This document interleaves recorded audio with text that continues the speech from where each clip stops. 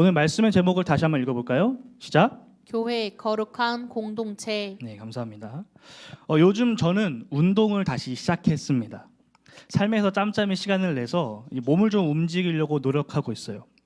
대표적인 예시가 계단 오르기입니다. 계단 오르기. 제가 아파트에 살거든요. 제가 학교에 출근을 하거나 아니면 뭐 집 앞에 편의점을 갔다 오거나 뭔가 집 밖으로 외출하고 난 다음에 집에 들어갈 때 엘리베이터를 이용하지 않고 계단을 이용하면서 몸을 움직이기 시작했습니다. 무려 1층에서부터 4층까지 말이죠. 계단을 오를 때 아파트든 빌라든 주택이든 공통점이 하나 있다면 굉장히 비좁다라는 거예요. 통로가 굉장히 좁습니다. 더군다나 그 비좁은 통로에 어떠한 적재물이 있다면 더 좁아질 수밖에 없죠. 눈살이 막 찌푸려집니다. 가뜩이나 좁은데 몸을 피해 가야 되니 말이죠. 제가 이제 계단을 이렇게 4층까지 올라갈 때 보면 항상 저희 집 근처에는 자전거들이 세워져 있습니다. 그 계단 난간에 자전거들이 막 세워져 있고, 그리고 막 물, 막 택배 상자, 그리고 쿠팡 프레시백 이런 것들이 막 놓여져 있어요. 그래서 그걸 볼 때마다 저거 참 위험하다라는 생각이 듭니다. 첫 번째로는 만약에 화재 같은 경우가 발생해서 대피해야 될 때 저런 것들이 저렇게 통로에 있으면 피하는데 방해가 되겠다라는 생각이 들어요. 그리고 두 번째로는 도난의 위험이에요. 저거 누가 안 가져갈까? 저 같은 경우만 해도 저희 집 2층에 물을 쌓아놓는 집이 있거든요. 그 물이 한 일주일, 2주일 그대로 있습니다. 그래서 그걸 보면서 야, 저거 누가 안 훔쳐갈까? 저거 너무 위험한데? 이런 생각을 했었습니다. 여러분들도 아마 비슷한 경험이 다들 있으실 것 같아요. 최근에 제가 걱정했던 이 일이 실제로 일어났습니다. 지난 목요일이었던 11일 국민일보에 실린 기사 제목인데요. 뭐라 적혀있냐면 밖에 방치한 게 잘못이죠. 택배 절도범에 적반하장입니다. 편의상 제가 A씨와 B씨라고 좀 말을 하겠습니다. 이 A씨가 집에 물을 시켰습니다. 생수를 다발로 시키고 나서 지방 출장을 갔다 왔어요. 지방 출장을 갔다 온 사이에 택배가 온 거죠. 출장을 마치고 현관 앞에 딱 왔는데 생수가 다발이 사라져버린 거예요. 그래서 이상하다. 왜 내 택배가 사라졌지? 내 물이 어디 갔지? 라고 생각이 들어서 건물 CCTV를 확인해 보니까 이웃집에 살고 있는 B씨가 새벽에 아무도 없는 시간에 그 물을 가져간 모습을 확인했습니다. 그래서 A씨는 B씨에게 찾아가서 이야기를 했어요. 혹시 새벽에 물을 가져가셨던데 혹시 제 물을 착각해서 가져가신 건 아닐까 해서 왔습니다 라고 했더니 이 B씨가 자기가 가져간 거 아니라고 오리발을 냈다라는 거죠. 그래서 A씨는 결국 경찰에 이 B씨를 신고하게 되었습니다. 경찰은 이 B씨에게 3번의 출석 명령을 내렸는데 3번 다 거절해서 이제 체포가 됐다고 해요. 체포가 돼서 경찰 조사를 받는데도 B씨는 끝까지 나는 훔쳐가지 않았다라고 이야기했다고 합니다. 근데 어떤 연유인지는 몰라도 수사 과정 가운데서 이 B씨가 A씨와 합의를 보고 싶다라고 해서 연락을 취하게 됐대요. 새벽 3시 정도에 문자로 띡 한 장 보내면서 미안합니다. 내가 돈 송금해 줄게요. 얼마입니까? 이런 식의 반응을 보인 거죠. 자, 그러자 A씨가 아니 입장을 바꿔서 한번 생각해 보세요. 만약에 선생님의 택배가 사라진다면 기분이 어떻겠습니까? 라고 이제 이야기를 했다고 해요. 자, 그러자 이 B씨에게서 돌아온 답변이 가관이에요. 워딩 그대로인데 저라면 밖에 장시간 무방비 상태로 방치해둔 내 잘못이라고 생각했을 거예요. 그렇다고 내가 당당한 건 아닙니다. 그리고 문자 띡이라고 하셨는데 무릎이라도 꿇어야 하나요? 라는 거죠. 적반하장입니다. 우리가 살아가는 이 세상은 하루가 멀다 하고 새로운 문제들이 터져납니다. 그리고 그 문제들의 심각성은 날로 점점 더 깊어지고 심해지고 있어요. 자신의 편의를 위해 타인의 권리와 인권을 무시하는 범죄나 이 사회적인 무리에 대한 기사가 하루에도 수십 개씩 수백 개씩 쏟아져 나옵니다. 사람의 목숨을 너무나도 가볍게 여기는 끔찍한 범죄들이 우리 주변에 너무나도 많죠. 이토록 우리 사회에 발생하는 문제들이 날이 갈수록 심해지는 것은 어쩌면 우리 사회가 정의와 윤리를 방치하고 있기 때문은 아닌가 생각을 해봅니다. 우리 모두가 사회 구성원임에도 불구하고 나와는 상관없는 일이야. 나만 아니면 되지. 라는 이런 소극적인 자세를 취하며 그저 팔짱만 낀 채로 우리가 방관하고 있진 않은지 생각해 봅니다. 자랑하는 교만에서 비롯되어 분열의 문제를 겪고 있었던 고린도 교회에 오늘 본문에서 새로운 문제가 등장해요. 그것은 바로 음행에 대한 문제입니다. 고린도전서 16장까지 여러 문제들이 기록되어 있는데 그중에서 오늘 우리가 함께 읽은 이 5장은 음란에 대한 문제를 다루고 있습니다. 그리고 한 가지 더, 그 문제에 대한 교회의 반응을 함께 다루고 있어요. 결론부터 말씀드리자면 고린도 교회는 교회 내부에서 발생한 음행에 대한 문제를 해결하려고 하지 않고 그저 방치하고 방관하며 문제를 더욱 심각하게 만듭니다. 그래서 바울이 매우 급한 어조로 솔루션을 제공하는 거예요. 너네 지금 그러면 안 돼. 너네 빨리 이 문제 해결해 라고 하는 거죠. 오늘 우리는 고린도 교회에 발생한 음행에 대한 문제, 그리고 그 문제를 해결하는 교회의 올바른 대처 방법이 무엇인지 대해서 살펴볼 겁니다. 바울이 고린도 교회의 가장 취약한 이 폐부를 찌른 것처럼 오늘 이 말씀이 우리 교회와 여러분과 저의 그 삶 가운데 가장 연약한 부분을 찌를 수 있는 그런 말씀이 되기를 소망합니다. 우리 교회가 하나님의 말씀으로 점검하고 잘못된 부분이 있다면 단호하게 결정하고 고치고 회복되는 시간이 되기를 소망합니다. 첫 번째로 이제 문제가 발생했습니다. 바울은 고린도 교회 안에 있었던 심각한 문제, 이 음행에 대한 문제를 다루기 시작해요. 우리 1월 필독서 두 권이죠. 디모데의 일기와 브리스길라의 일기. 그 디모데의 일기의 마지막 부분이 이 바울이 고린도전서를 쓰는 내용입니다. 그 책에서도 바울은 매우 심각하게 이 문제를 다루고 있어요. 다들 읽으셨죠? 예, 안 읽으신 것 같아요. 고린도 교회 안에 있었던 이 음행의 문제는 단순히 어느 한 성도가 양다리를 걸치고 있다, 불륜을 저질렀다, 뭐 성매매 업소를 들락날락 거렸다, 이 정도의 문제를 말하지 않습니다. 물론 이것도 매우 심각한 문제인데 오늘 바울이 들은 이 고린도 교회의 상황은 훨씬 더 심각한 상태예요.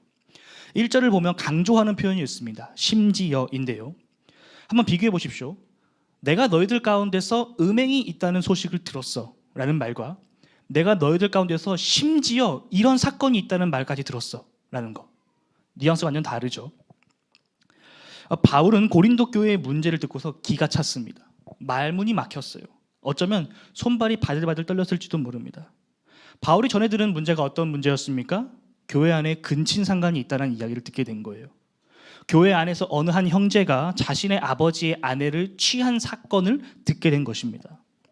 여기서 어머니가 아닌 아버지의 아내라는 표현으로 미루어 보아 친모자 관계는 아니었던 것 같아요. 아마도 계모, 그러니까 새어머니이거나 아버지의 첩을 이 아들이 취한 것 같습니다. 그리고 일시적인 어떤 일시적인 성격으로 단 한 번 겁탈한 것이 아니라 이 두 사람이 지속적인 관계를 맺고 있는 것으로 보여요. 어찌되었건 엄청난 사건이 지금 교회 안에 일어난 거예요. 교회라는 공동체 안에서 바라만 봐도 이제 문제인데 이방인들 중에서도 예수를 구주로 고백하지 않는 그 이방 사람들의 시선에서도 이 바깥 세상 기준에서도 말이 안 되는 사건이 일어난 거예요.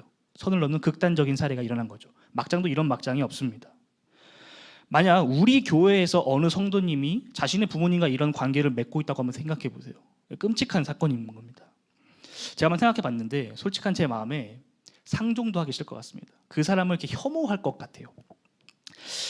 그러니까 정말 말도 안 되는 일이 교회 안에서 일어나게 된 겁니다. 이 고린도 교회의 상황을 생각해 볼 때 우리 머릿속에 있어야 될 디폴트 값이 하나 있습니다. 그것은 바로 고린도는 음란한 도시다라는 공식이에요. 고린도는 음란한 도시다. 로마, 아시아, 아프리카, 어떻게 보면 유럽과 아시아와 아프리카 이 세 대륙을 잇는 교통의 요충지에 위치한 곳이 바로 고린도였습니다. 그러니까 고린도는 말 그대로 전 세계 사람들이 모이는 동네였어요. 전 세계에 있는 술, 전 세계에 있는 돈, 전 세계에 있는 신들이 모이는 곳이 바로 고린도였습니다. 여기서 우리가 주목해야 될 지점은 바로 신에 대한 부분이에요. 고린도에는 여러 신들이 있었는데 특히 고린도 사람들이 가장 좋아했던 신은 사랑의 여신인 아프로디테였습니다. 당시 고린도에 있었던 아프로디테 신전에는 무려 1000여 명의 여성 사제들이 있었다라고 학자들이 추측을 해요. 이들은 낮에는 사제로 밤에는 창녀로 활동을 했었습니다. 제사 의식의 일환으로 온갖 음란한 행동을 자행했던 거예요. 공공연하게 집단적인 성행위, 난교가 자행했던 곳이 바로 고린도였습니다. 기원전 4세기에서 5세기경의 그리스 신이었던 아리스토파네스는 고린도인처럼 되다, 고린도의 방식대로 살아가다라는 말 자체가 음란하고 타락하고 부도덕하다라는 것을 의미한다라고 표현했을 정도입니다. 오늘 말씀 9절을 보게 되면 바울도 이러한 고린도의 특성을 잘 알고 있었던 것을 우리는 알 수 있습니다. 음란한 도시에서 태어나고 자란 고린도 교회 성도들의 삶에서 음란을 제거하기란 결코 쉬운 일이 아니었던 것 같아요.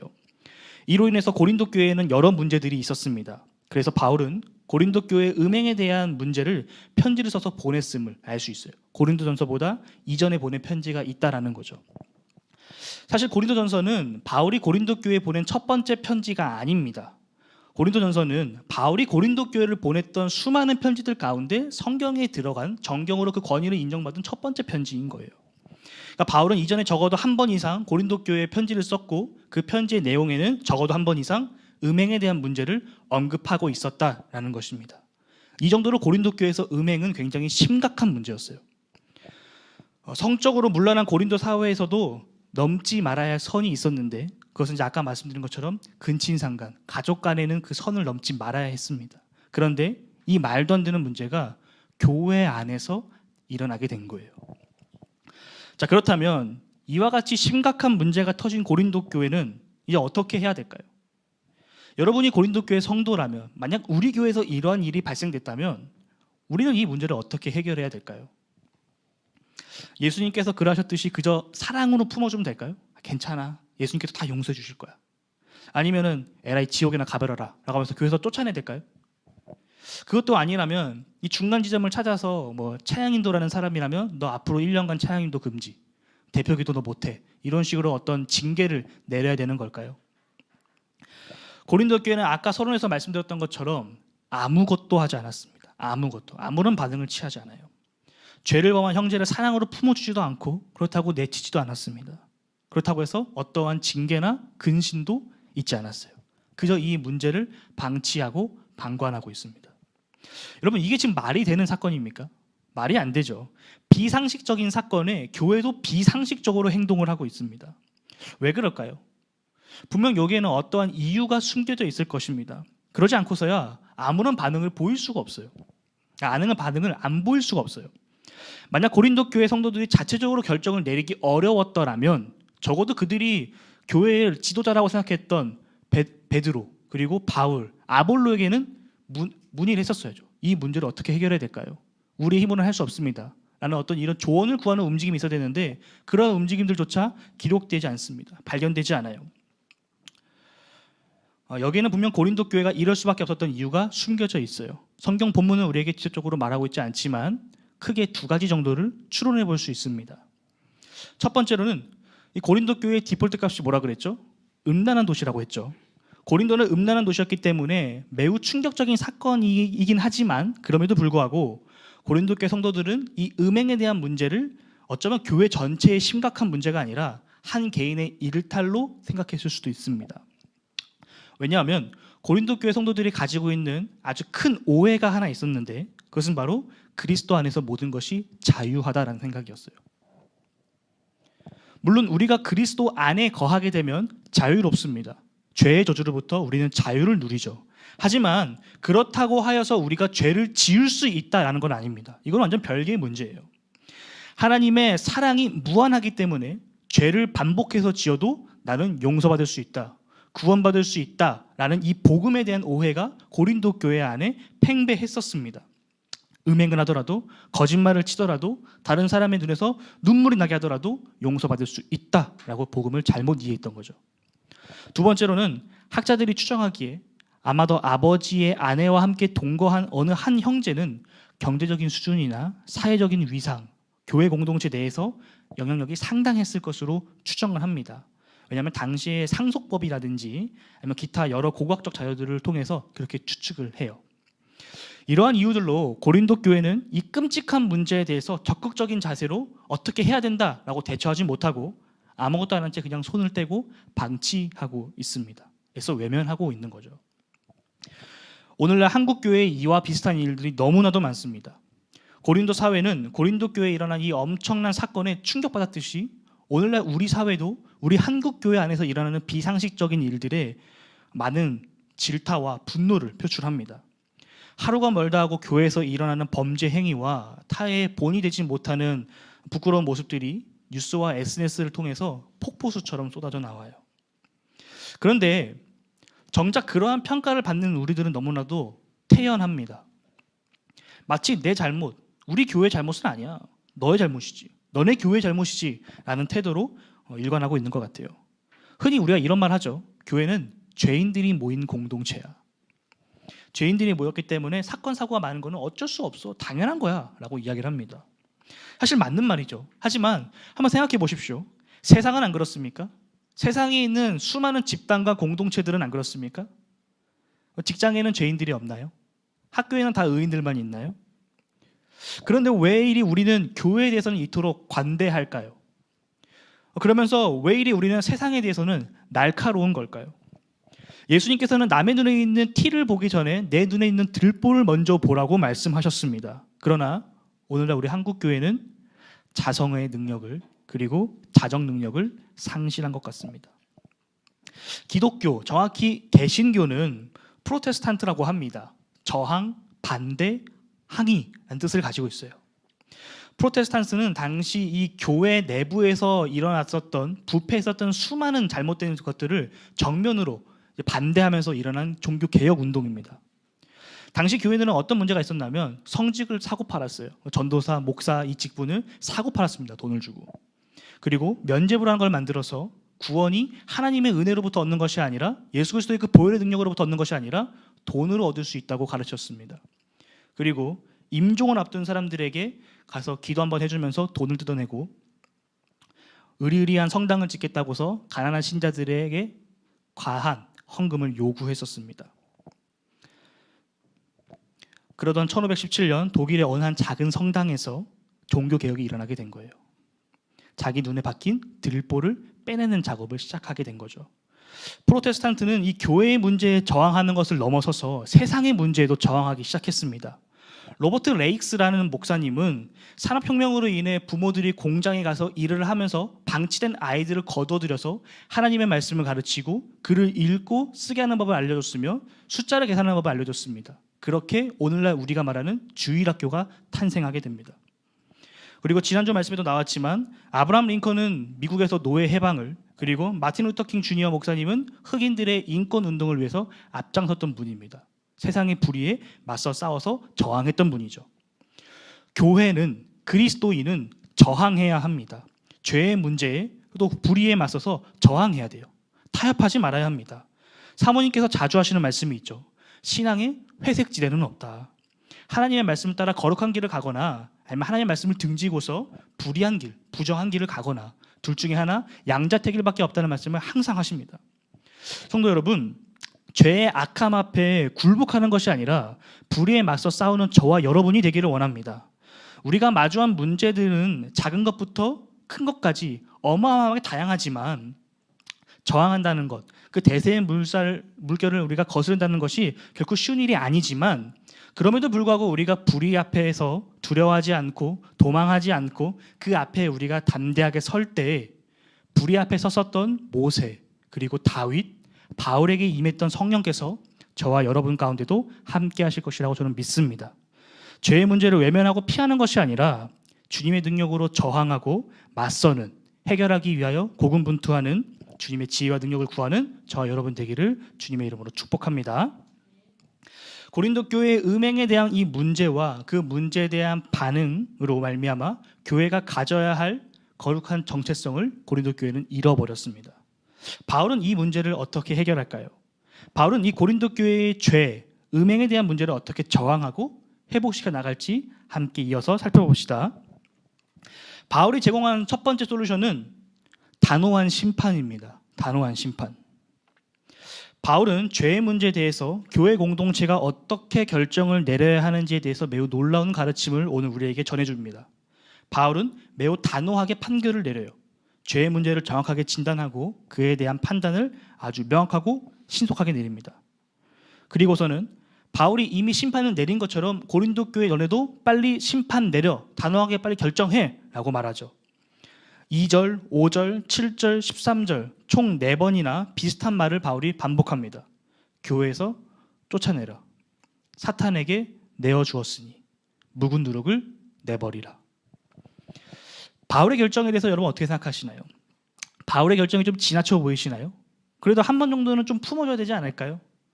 바울의 결정이 좀, 그 판결이 좀 무자비해 보이시나요? 하지만 놀랍게도 바울의 이 결정은 예수님의 가르침과 동일합니다.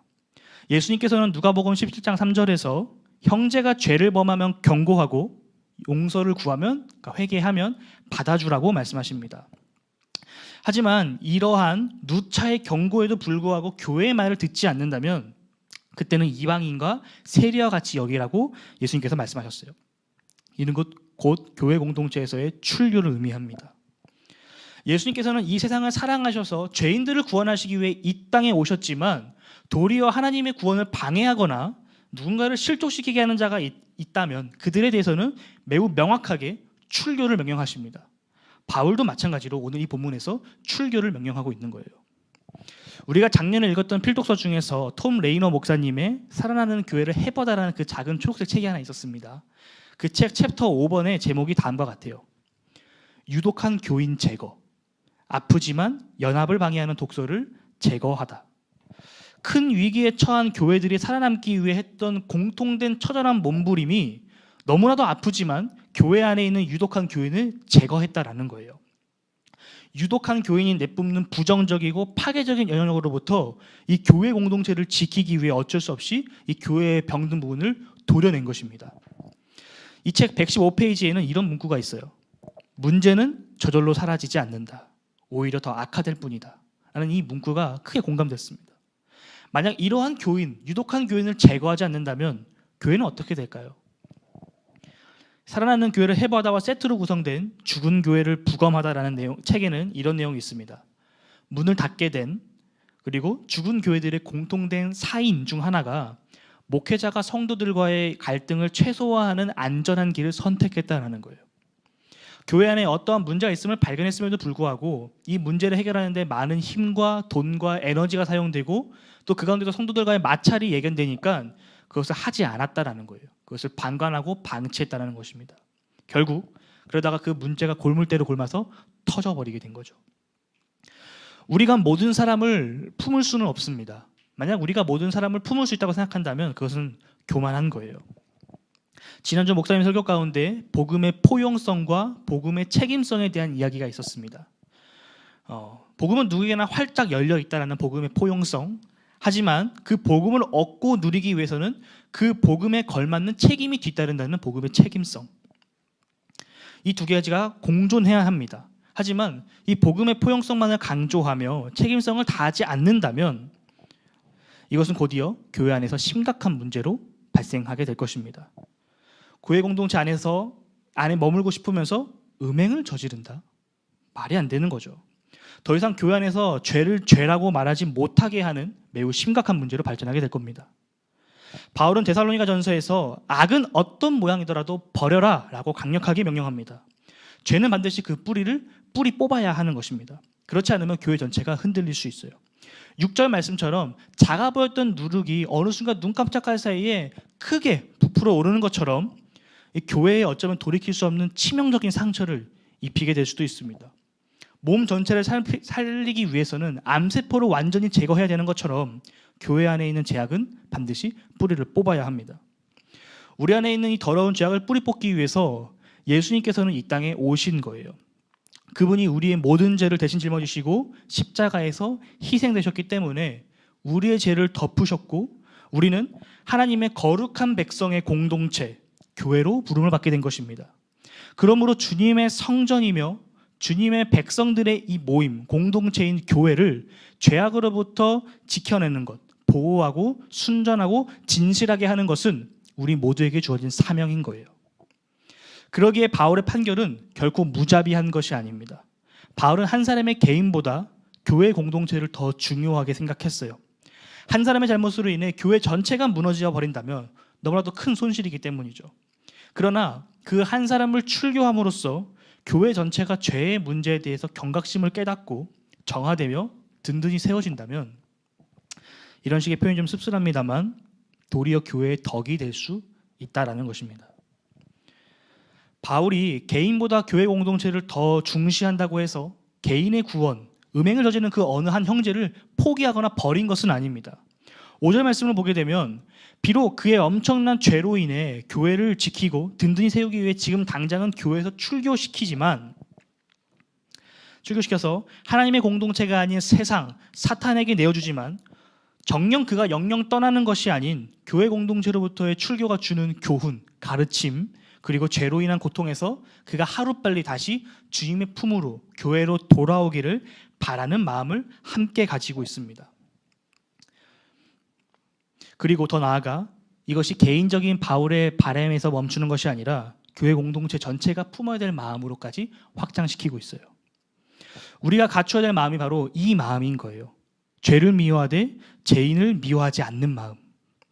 비록 지금은 처벌하고 징계하지만 다시금 이 영혼이 하나님께로 돌아오기를 간절히 소망하는 마음. 바울이 하나님으로부터 받았던 이 마음, 죄를 미워하되 영혼을 사랑하는 그 마음이 우리 모두에게 있기를 주님의 이름으로 축복합니다. 바울의 솔루션 두 번째입니다. 바울은 교회의 정체성을 강화하라고 말합니다. 교회 안에서 죄를 완전히 뿌리 뽑으라는 바울의 가르침을 잘 알겠어요. 그렇다면 과연 어떻게 해야 우리가 뽑을 수 있을까요? 의외로 답은 간단해요. 고린도 교회의 행동을 반면교사 삼아서 반대로 하면 됩니다. 고린도 교회는 죄의 문제를 방치했어요. 지역적으로 교회가 음행이 취약함에도 불구하고 아무런 대비책을 세우지 않았습니다.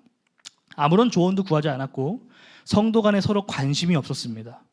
그저 자기의 입맛에 맞는 사람들끼리 무리를 형성해서 다른 사람들을 비방하고 조롱하고 무시하기에 급급했었어요. 이 모습을 반면교사 삼아야 합니다. 우리는 날마다 치열한 자기 검증을 해야 합니다. 자기 검증은 우리가 각자 자기의 행동을 성찰하고 성경의 가르침에 부합한지 살펴보는 것에서부터 시작합니다. 성경이 기준이기 때문에 말씀을 가까이 하는 매일의 꾸준한 반복이 없으면 결코 할 수 없습니다. 나라는 한 사람이 바로 서기 위해서 끊임없이 지속적으로 말씀을 붙잡고 따라가는 이 영적인 투쟁이 필요해요. 이는 교회 공동체도 마찬가지입니다. 내가 나를 하나님의 이 말씀의 기준 삼아서 체크해 보는 것처럼 같은 공동체 안에 있는 다른 지체들이 하나님의 말씀으로 든든하게 세워져 가는지를 함께 살펴봐 줘야 됩니다. 성도 간에 끊임없이 서로 잘하고 있는지 체크해 줘야 되는 거죠. 단 한 가지 주의할 점은 내 옆에 있는 지체를 바라보는 것이 그 사람을 정죄하기 위함이 아니라 함께 지어져 가기 위함이라는 전제가 반드시 선제해야 합니다. 교회는 주 안에서 하나 된 형제자매의 모임입니다. 서로에게 무관심하고 방치하고 방관하는 것이 아니라 서로 사랑하고 서로 존경하며 기쁜 일에 함께 기뻐하고 슬픈 일에 함께 울어주는 참된 교회의 정체성이 바로 세워지기를 원합니다. 제가 몇몇 친한 전도사님들과 한 2년, 3년 전쯤에 함께 한 약속이 있습니다. 만약 우리가 변절된다면 서로 신랄하게 까주자라는 거예요. 뺨 때려주자. 그렇게 해서라도 주님의 길에서 벗어나지 않고 이상한 길로 가지 않도록 우리가 서로에게 서로 그 경종을 울려주는 존재가 되자라는 약속을 한 적이 있습니다. 이 정도까지는 아니더라도 여러분들이 속해 있는 셀 안에서 그저 한 번 만나서 밥 먹고 나눔 한 번 하는 걸로 그치는 것이 아니라 서로가 서로를 신경 써주고 바라봐주고 격려하며 체크해주는 그렇게 건강하고 깊은 관계를 형성하기를 소망합니다. 이러한 매일매일 차곡차곡 쌓이는 이 각자가 하나님의 말씀을 붙잡는 훈련과 깊고 넓은 성도 간의 관계가 우리 안에 있는 이 묵은 누룩들, 죄악들을 배출시키고 하나님의 말씀의 능력으로 순전하고 진실한 교회로 함께 지어져 나아가는 우리 모두의 발걸음이 될 것입니다. 두 번째로 반면교사 삼아야 될 고린도 교회의 모습은 이분법적인 그들의 삶의 모습이에요. 고린도 교회는 세상과 교회를 완전히 구분시켜서 생각을 했습니다. 그래서 엄청난 오해입니다. 주변 세상이 어떠하든지 교회는 거룩해야 해요. 구별되어야 합니다. 하지만 그렇다고 해서 이 세상과 완전히 동떨어진 존재는 아닙니다. 산골짜기에 있는 절이나 수도원같이 속세를 떠나서 외딴 곳에 들어가는 게 아니에요. 우리는 세상을 향해 활짝 열려 있으면서도 세상과는 다른 삶의 방식을 고집해야 하는 존재들입니다. 바울만 보더라도 그는 시장에서 천막 만든 일을 했던 사람입니다. 사람들이 많이 몰리는 광장에서 복음을 전하기 위해 열띤 토론을 하기도 했어요. 세상을 향해서 활짝 열려 있는 것입니다. 그러나 동시에 세상과는 다른 삶을 살아갑니다. 바울이 많은 돈을 벌기 위해서 일하는 것이 아니라 바울은 복음을 전하기 위해서 일을 하고 돈을 벌었습니다. 지극정성으로 교회들을 섬겼지만 그는 그곳에서 페이를 받지 않았습니다. 로마 시민권자로 이스라엘의 종교 지도자로서 권력을 누릴 수 있었지만 그럼에도 불구하고 바울은 매맞고 굶주리고 헐벗는 인생을 스스로 선택해서 걸어가는 인생길을 살아갑니다. 교회는 세상과 어울리면서도 세상과 동화되지 않으며 색다른 정체성과 삶의 패턴을 고집하면서도 세상과 단절되려 하지 않아야 합니다. 이를 숭실대학교 권영경 교수님은 팽팽한 줄타기라고 표현을 했어요. 팽팽한 줄타기. 그 위에서 균형을 잡는 일은 결코 쉬운 일이 아닐 것입니다. C.S. 루이스의 말처럼 이 땅을 살아가면서 하늘의 소망을 품고 살아가는 우리의 삶은 우리 모두에게 요청되었지만 결코 쉬운 일이 아닙니다. 항상 성공할 수 없어요. 그렇기 때문에 역설적이게도 하나님께서는 우리에게 공동체를, 교회를 허락하신 것입니다. 앞서 말했던 것처럼 이 교회 공동체 구성원들이 서로의 삶과 영적인 건강을 서로가 서로를 점검해주고 격려하고 응원하고 동역하며 함께 나아가야 하는 것입니다. 이러할 때 우리 안에 있는 죄악들이 사라지고 마치 창세기 1장에서 하나님께서 세상을 창조하시면서 보시기에 좋았다라고 하셨던 그 말씀이 우리 교회에도 동일하게 선포될 것입니다. 말씀의 결론을 맺겠습니다. 음행한 자의 죄로부터 하나님의 백성의 이 공동체인 교회를 지키기 위해 바울의 이 노력은 그저 문제를 표면적으로 해결하는 데서 그치지 않았습니다. 다시는 이러한 일이 반복되지 않도록 그 문제의 핵심 근원을 변경하기, 고치기 시작해요. 재발을 방지하고 고린도 교회 성도들의 관계를 더욱 발전시키기 위한 것까지 나아갑니다. 아마도 이 바울의 편지를 기점으로 이 고린도 교회 안에 팽배했던 방관은 어쩌면 서로를 향한 관심으로 변화되었을지도 모릅니다. 바울이 고린도 교회에 대한 마음이 없었더라면, 그들에게 관심을 주지 않았더라면 아마도 오늘 우리가 함께 읽은 이 고린도전서와 고린도후서는 존재하지 않았을 겁니다. 고린도 교회가 세워졌더라도 아마 얼마 지나지 않아서 금방 사라지게 되었을 것입니다. 실패하고 넘어지더라도 다시금 일어설 수 있었던 힘은 서로를 향한 관심에 있었던 것 같습니다. 바울뿐만이 아닙니다. 하나님께서 우리에게 관심을 주지 않으셨더라면, 우리에게 당신의 그 마음을 부어주지 않으셨더라면 우리 또한 여전히 이 죄의 속색 가운데, 구렁 가운데 허우적거리고 있었을지도 모릅니다. 이제 우리가 서로에게 관심과 마음을 주어야 할 때입니다. 하나님께서 우리를 예수 그리스도의 이름으로 하나 되게 부르셨습니다. 그렇게 우리는 교회가 됐어요. 다른 무엇도 아닌 예수 그리스도 이름으로 모인 교회가 되었습니다. 개인적으로 제가 설교를 들을 때마다 사랑하는 성도 여러분이란 표현을 굉장히 싫어했습니다. 왜냐하면 뭔가 가식처럼 느껴지고 정말 사랑해서 하는 말일까? 어떻게 이 예배 때 처음 온 목사님께서 나를 사랑한다고 말할 수 있지?